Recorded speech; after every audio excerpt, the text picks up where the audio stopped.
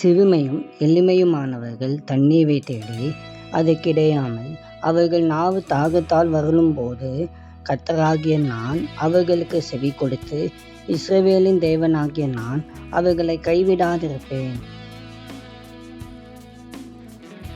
எனக்கெல்லாம் இது கிடைக்காது என்கிற தாழ்வு மனப்பான்மையும் இது ஒருபோதும் வேலை செய்யாது என்கிற அவிசுவாச வார்த்தையும் உங்களுக்கு இருக்கிறவரை அது தேவன் வைத்திருக்கின்ற புதிய காரியங்களிலிருந்து உங்களை தடுத்துவிடும். இதுவரை அது நடக்காததினால் இனி அது நடக்கப் போவதே இல்லை என்கிற பொய்யையும் நம்பாதிருங்கள்.